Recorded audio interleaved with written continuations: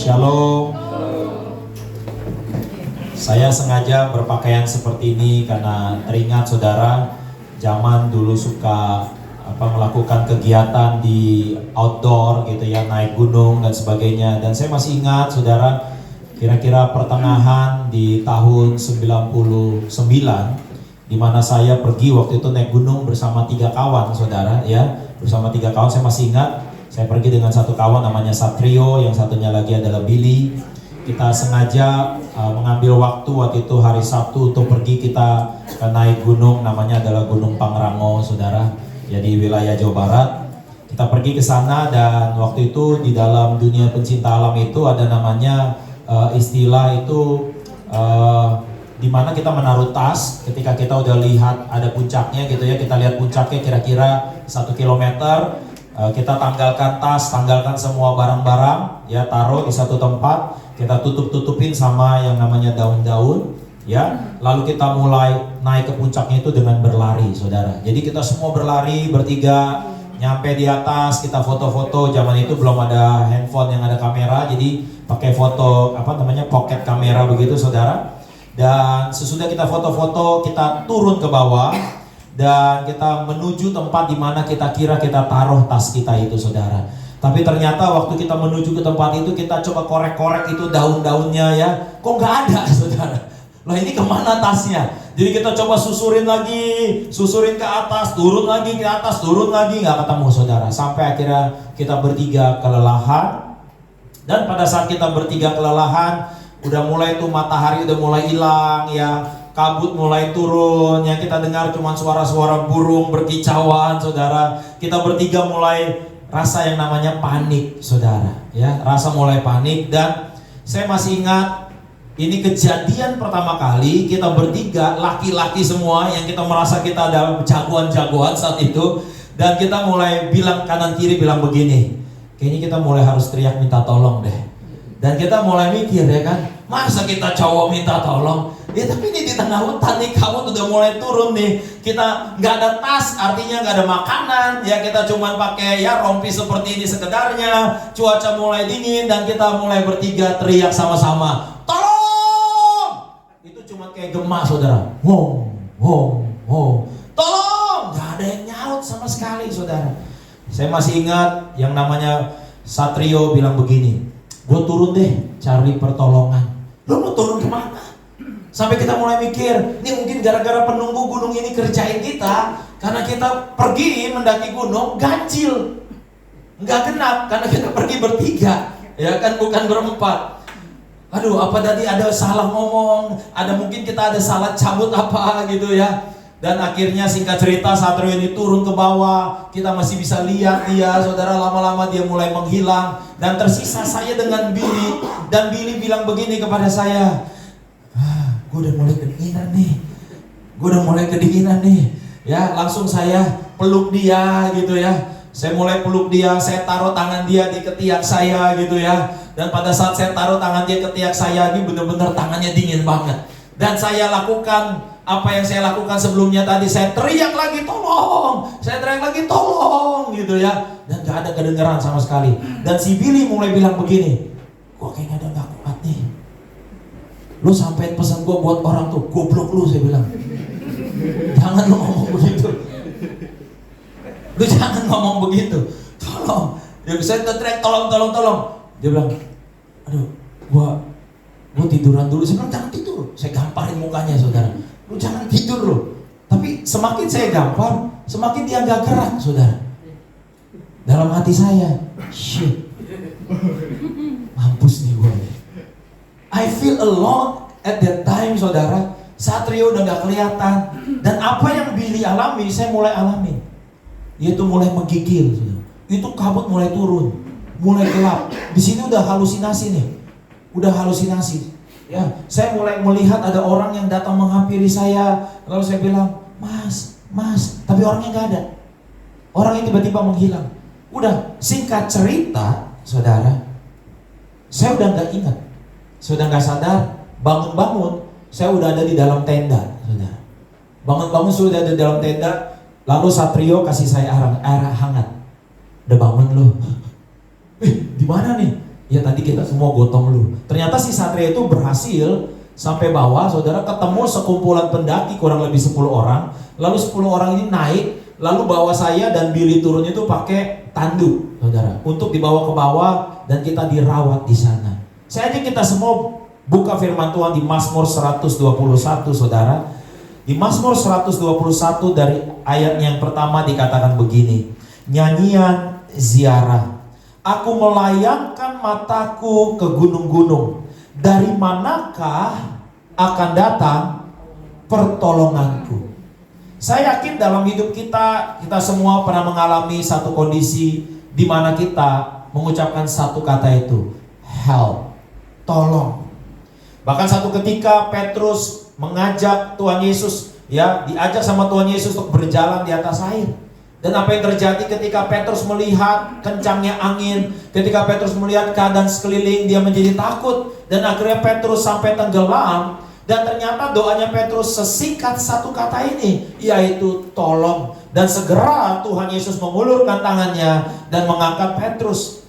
Sama halnya dengan pemazmur yang berkata di Mazmur 121 ayat 1 ini, aku melayangkan mataku ke gunung-gunung, dari manakah akan datang pertolonganku? Ada saudara yang punya pergumulan dalam hutang piutang. Mungkin saudara juga bertanya yang sama, dari mana akan datang pertolonganku? Kemarin saudara yang mengalami banjir, saudara mungkin juga bertanya-tanya, dari mana datang pertolonganku? 2025 ini untuk menuju sampai akhir, bagaimana bisnis saya, bagaimana pekerjaan saya, bagaimana anak-anak saya. Mungkin ini pertanyaan juga di dalam hati saudara, dari mana datang pertolonganku? Tahukah saudara bahwa banyak orang hari-hari ini, saudara, mereka tidak lagi melihat dari mana datang pertolonganku, tapi kebanyakan kita mulai ambil HP dan kepala kita mulai tertunduk. Bahkan tidak sedikit orang menurut survei sekarang bisa berjalan sambil lihat HP, saudara, tanpa melihat ke depan, saudara.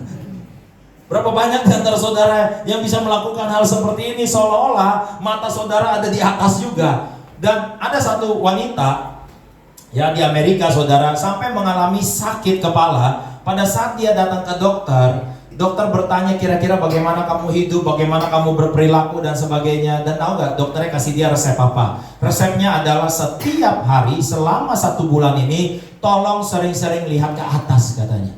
Tolong sering-sering lihat ke atas. Nah, apa yang terjadi selama 1 bulan itu, saudara? Dia sering-sering lihat ke atas. Dokternya suruh bilang, lihat-lihat atap rumah orang, lihat-lihat pohon yang tinggi, lihat-lihat birunya awan. Itu yang dia lakukan selama 1 bulan. Balik lagi dia ke dokter dan dia bilang, penyakit saya sembuh, katanya. Kenapa? Tahukah saudara bahwa berat kepala saudara itu kurang lebih 5 kg?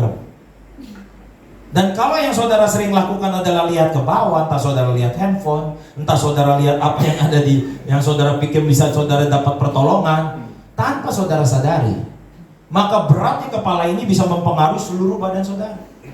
Makanya saudara coba perhatikan deh, orang yang lesu, orang yang letih, orang yang lagi gak mood, itu biasanya bahasa tubuhnya cenderung condong ke bawah. Coba saudara lihat deh, orang sedih itu gak ada yang tegak. Orang yang happy cenderung bahasa tubuhnya ke atas. Coba saudara lihat pemain bola waktu mereka mencetak gol, mereka akan selebrasi, bahasa tubuhnya kemana? Gol. Nggak ada yang gol. Nggak ada. Kalau saudara lihat orang yang mungkin habis kehilangan pekerjaan, kehilangan order, rugi sekian juta, maka cenderung berjalannya itu ke bawah, saudara. Saya mau ajak kita semua pagi hari ini, saudara, untuk memiliki pertanyaan yang sama. Pertanyaannya diajukan oleh pemazmur ini, aku melayangkan mataku ke gunung-gunung, dari manakah akan datang pertolonganku? Kenapa dibilang gunung-gunung? Gunung mewakili sesuatu yang besar. Dan seringkali kalau kita punya kebutuhan, kita coba cari pertolongan yang lebih kuat, kita coba cari sumber yang lebih besar. Tapi seringkali kekecewaan yang kita dapat. Dan pemazmur menemukan jawabannya di ayat yang kedua. Boleh kita baca sama-sama Mazmur 121 ayat yang kedua. 1, 2, 3. Pertolonganku ialah dari Tuhan yang menjadikan langit dan bumi. Kenapa harus dibilang yang menjadikan langit dan bumi? Karena gunung-gunung adalah bagian kecil dari langit dan bumi. bahwa Tuhan yang saudara dan saya sembah adalah Tuhan yang bisa menjadi sumber pertolongan saudara. Bahkan ayat ketiga katakan, Ia takkan membiarkan kakimu goyah, penjagamu tidak akan terlelap. Ayat 4 dikatakan, sesungguhnya tidak terlelap dan tidak tertidur penjaga Israel. Tuhan saudara tidak tertidur buat jagain saudara. Tuhan saudara tidak tertidur, tidak terlelap untuk menolong saudara. Bahkan ditegaskan oleh pemazmur ayat yang kelima, Tuhanlah penjagamu, Tuhanlah naunganmu di sebelah tangan kananmu. Kalau saudara baca ya Mazmur-Mazmur ini ada pembagi-pembagiannya saudara. Mazmur di dalam teologi itu masuk ke dalam kitab-kitab sastra saudara ya, kitab-kitab sastra. Nah, dari Mazmur 120 saudara sampai akhir itu disebut sebagai Mazmur ziarah. Ya, Mazmur ziarah. Dan kenapa diambil kata ziarah saudara? Karena memang kebetulan waktu itu yang menerjemahkannya orang Batak saudara. Jadi diambil coba satu kata yang kira-kira mewakili apa yang dilakukan di tradisi Israel saat itu. Ya, kira-kira mirip kayak tradisi Batak nih, ziarah saudara. Nah, kalau orang Batak itu ziarah, kalau orang Batak udah meninggal, itu yang paling ideal secara adat adalah si tulang-tulangnya itu saudara, ketika si jenazah udah jadi tulang-tulangnya itu dibawa ke tugu, gitu ya, ke tugu. Tugu tuh kayak rumah-rumah gitulah, ya kayak rumah-rumah nanti ada kayak apa sih dekorasinya lah gitu kurang lebih. Nah, itu ada tugu-tugunya kayak tiang-tiang Monas lah gitu saudara ya. Nah, disitulah ditempatkan tulang-tulang. Ya, ditempatkan tulang-tulang, tulang opungnya lah, siapanya lah gitulah ya. Sama kayak halnya keluarga saya, kita juga berpikir mama dan bapak saya ada rencana kita mau bawa tulang-tulangnya nanti ke Samosir, ke tubuhnya Nebaho gitu ya. Nah, di tubuh itu biasanya itu ada tangga-tangga, saudara. Ya, ada tangga-tangga. Nah, ziarah itu, kenapa Mazmur ziarah? Karena waktu itu saudara, Bait Allah itu ada tangga-tangganya.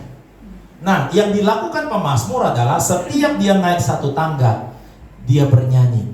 Nah, nyanyi di Mazmur 120. Naik satu tangga lagi, dia nyanyi lagi. Naik satu tangga lagi, dia nyanyi lagi. Jadi waktu itu penerjemah mikir, ini apa cocoknya judulnya ya? Oh, nyanyian ziarah. Apa maksudnya nyanyian ziarah? Maksudnya adalah setiap tangga yang dinaiki, dia akan mengingat segala apa yang Tuhan sudah lakukan dalam kehidupannya.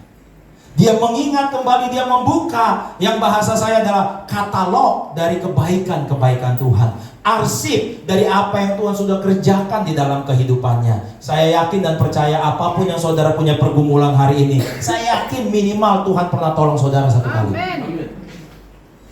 Itulah yang dilakukan oleh pemazmur. Dia mencoba merefleksi dalam seluruh kehidupannya. Dia pernah mengalami masalah-masalah, pergumulan-pergumulan, tantangan-tantangan, dan dia berusaha menulis dan mengingat di tangga yang kedua. Karena tangga yang pertama Mazmur 120. Di tangga yang kedua dia mulai berkata, kemanakah aku melayangkan mataku ke gunung? Di manakah datang pertolonganku? Dan dia mengingat pertolonganku dalam seluruh hidup Daud ini, dalam seluruh perjalanan dia. Waktu dia perang, waktu keluarganya berantakan. Saudara kalau lihat hidupnya Daud, bahkan anaknya yang namanya Absalom itu pernah mau membunuh ayahnya sendiri. Bahkan Daud dalam kehidupannya nggak dianggap sama papanya. Bahkan Daud dalam kehidupannya dia mengabdi sama pimpinan, sama atasan, malah atasannya mau bunuh dia. Yang namanya adalah Saul, saudara. Mungkin saudara ngalamin itu juga dalam hidup. Saudara udah kerja baik-baik, atasan saudara justru yang mau hancurin karir saudara. Mungkin orang terdekat saudara yang justru hianati saudara. Mungkin orang yang saudara percaya justru mengkhianati saudara. Dalam seluruh perjalanan hidup ini, akhirnya Daud mengambil satu kesimpulan, pertolonganku ialah dari Tuhan yang menjadikan langit dan bumi. Sama halnya dengan apa yang saya ceritakan tadi saudara, bahwa kalau bukan Tuhan yang tolong saya di kejadian yang gunung tadi, nggak mungkin kita akan ada bertemu pagi hari ini saudara. Dan sehingga dalam perjalanan hidup saya pun, saya mulai mengingat-ingat. Dalam perjalanan hidup saya pun, saya mulai merenungkan bahwa ketika kita mengalami masalah, kemana kita cari pertolongan? Ada kalanya betul kita coba cari siapa yang punya uang untuk kita pinjam. Kita coba cari siapa yang bisa kita kasih order. Kita mulai cari siapa yang bisa tolong kita. Tetapi percayalah saudara, bahwa satu-satunya pertolongan kita adalah dari Tuhan semesta alam. Di Mazmur 121 ayat 6 saya lanjutkan, dikatakan, matahari tidak menyakiti engkau pada waktu siang, atau bulan pada waktu malam. Ayat 7, Tuhan akan menjaga engkau terhadap segala kecelakaan. Katakan bersama saya, segala. Apa artinya segala? Ya semuanya, saudara. Apa itu kecelakaan? Banyak hal. Kecelakaan kan gak harus ketabrak motor, saudara. Kecelakaan itu bisa terjadi, saudara nggak kecemplung dalam satu masalah, saudara nggak akhirnya gagal dalam satu peristiwa, saudara nggak jadi salah pilih jurusan, saudara nggak jadi salah pilih teman. Itu namanya juga terhindar dari segala kecelakaan, saudara. Ia akan menjaga nyawamu. Ayat 8, Tuhan akan menjaga keluar masukmu. Dari kapan? Dari sekarang sampai selama. Ini yang direnungkan oleh Daud. Ini yang direnungkan oleh pemazmur, sehingga dia berkata, pertolonganku ialah dari Tuhan yang menjadikan langit dan bumi. Ada pujian yang kira-kira seirama dengan ayat ini. Pujian itu bilang begini, ku pandang wajahmu dan berseru, pertolonganku datang darimu. Peganglah tanganku, jangan lepaskan, kaulah harapan dalam hidupku. Saya mau ingatkan kepada kita semua, saudara, kalau kemarin Tuhan tolong kita, hari ini dia sanggup tolong kita. Hari esok juga dia sanggup tolong kita. Saya mau ingatkan kepada kita semua hari ini, kita semua di sini adalah alumni COVID, saudara. Waktu saudara berada di situasi COVID, nggak akan pernah kita bisa bayangkan ada hari ini, saudara. Era itu, kita mau beli masker aja, saudara, nggak gampang. Adapun maskernya, harganya mahal. Saya masih ingat era itu, saudara. Orang yang kena COVID, barangnya saja kita nggak berani pegang. Tetangga yang kena COVID, saudara berani gak lewat depan rumahnya? Tapi hari ini kita ada, saudara. Bukankah itu pertolongan Tuhan? Lalu hari ini kita ada masalah, kita jadi takut. Loh, nggak ingat bagaimana Tuhan menolong kita dulu. Loh, nggak ingat saudara mungkin yang juga kena COVID, bagaimana rasanya? Kebetulan saya juga kena. Saya pernah kena juga, ya. Bagaimana batuk sakitnya kayak apa tahu gitu ya, menggigil rasanya seperti apa tahu gitu. Tetapi akhirnya kita bisa lewat semuanya di sini. Bilang kanan kirinya, selamat kamu udah lulus. Gitu. Kita semua udah lulusan COVID nih, saudara. Ya. Era itu pun kalau ada orang meninggal bukan karena COVID, tetap disangkanya COVID. Tuhan tolong kita loh itu, saudara. Tuhan tolong kita. Ada orang-orang yang merasa, ya, kok begini-begini aja hidup saya. Kayaknya tiap tahun optimis, tapi tutup tahun kok ya biasa-biasa lagi. Tadi saya lihat ada satu Instagram namanya Good Stats, ya, tentang statistik. Ternyata negara yang paling optimis di tahun 2025 itu Indonesia. Yang kedua Kolombia. Jadi ternyata orang Indonesia itu tahun 2025 mereka semua optimis. Negara paling optimis bahwa tahun ini lebih baik dari tahun kemarin. Saya juga kaget loh, ya. Saya juga kagetnya adalah ternyata negara yang generasi mudanya paling religius itu juga Indonesia. Mungkin gara-gara itu jadinya optimis, ya. Sampai saya belajar lagi gitu ya. Nah ternyata juga ada tentang suku yang lulusan paling banyak lulusan perguruan tingginya, saudara. Tahu nggak suku apa? Suku Batak. Ternyata suku Batak paling banyak lulusan sarjana. Ya. Jadi kemarin saya nonton tuh. Mungkin ini karena mama-mama Batak punya tradisi, ya. Tiap orang tua Batak itu kalau ngomong sama anak-anaknya harus pintar kau. Harus pintar kau. Gitu terus. Kalau perlu sampai disabet, harus pintar kau. Berhemat loh, paling jago itu mama-mama Batak itu berhemat. Senin sampai Jumat dia makan teri aja cukup. Hari Sabtu dia akan pergi cari pesta bawa plastik, saudara. Buat bungkus itu makanan di pesta, bungkus sampai hari Minggu dipanasin, saudara. Hari Senin ikan teri lagi, saudara. Berhemat buat apa? Biar anak-anaknya sekolah tinggi, saudara. Saya rasa, saudara ya, mungkin ini bukan cuma orang Batak saja. Ini jadi gambaran buat semua orang, saudara, bahwa hidup itu gak gampang. Tapi ternyata saya mau ingatkan ya, saudara, sampai hari ini lewat juga masalah, saudara kan? Sampai hari ini lewat juga masalah. Kadang-kadang ini pikiran kita terlalu stres, kita mikir ini gimana, kita coba cari pertolongan, kita cari kanan, kiri, gak ada, depan, belakang gak ketemu, bawah gak ada. Ini makanya saudara lihat ke atas. Dari sanalah datang pertolongan, saudara. Jangan sering-sering lagi lihat begini, saudara. Mungkin saudara perlu taruh. Saudara lihat ke atas, saudara angkat tangan. Saudara cari pertolongan sama Tuhan. Dan ini menariknya kalau Tuhan yang tolong, saudara. Kalau manusia yang tolong ya, dihitung habis, saudara. Hitung, percaya sama saya. Dia nggak nolong aja dia hitung. Padahal dia nggak nolong, tapi dia hitung, saudara. Tapi kalau Tuhan yang tolong, Tuhan gak perhitungan, saudara. Dan kalau Tuhan tolong saudara, saya tutup dengan kisah. Satu ketika, saudara, murid-murid coba nangkep ikan semalam-malaman gak dapet, saudara. Nanti saudara bisa baca kisahnya di Yohanes 21. Murid-murid ini, saudara, adalah Petrus, Yohanes, Yakobus. Petrus baru nyangkal Yesus 3 kali, saudara, sebelum ayam berkokok. Yohanes sih masih mending, dia nemenin Tuhan Yesus sampai kayu salib. Yakobus, saudara, juga kabur, saudara. Satu ketika waktu Yesus mati di atas kayu salib, dikubur, ya, kejadiannya ini belum dibangkitin, saudara. Petrus, Yohanes, Yakobus ini kembali lagi jadi nelayan, saudara. Nangkep ikan. Tahu-tahu Tuhan Yesus menampakkan diri di Danau Tiberias. Tuhan Yesus tahu nggak nanya apa? Sudahkah kalian makan? Sudahkah kalian makan? Ini bukan pertanyaan seseorang yang baru saja dihianati, saudara.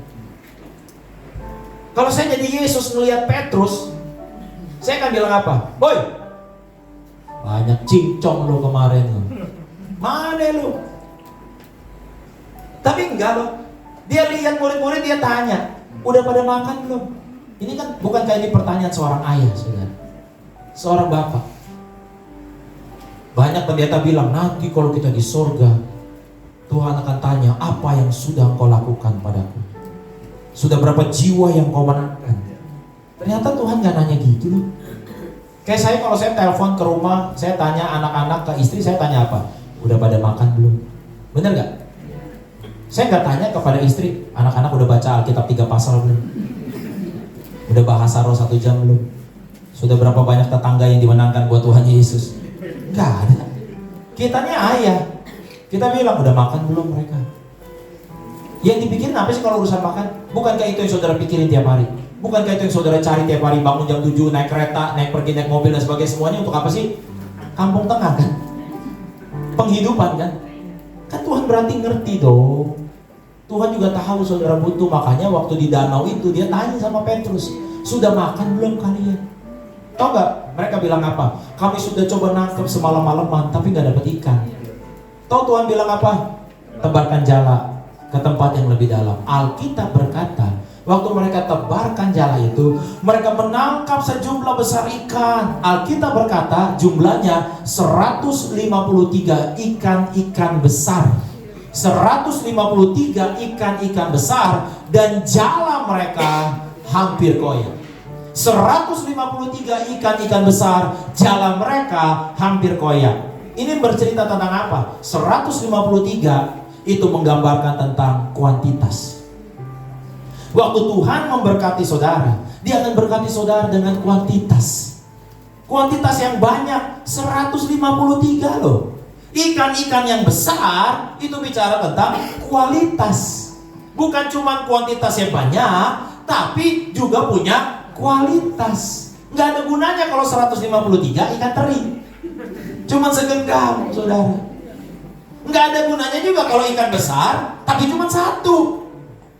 Tuhan yang saudara dan saya sembah, kalau dia tolong saudara dengan kuantitas, tapi juga dengan kualitas. Nah, jala hampir koyak itu bicara apa?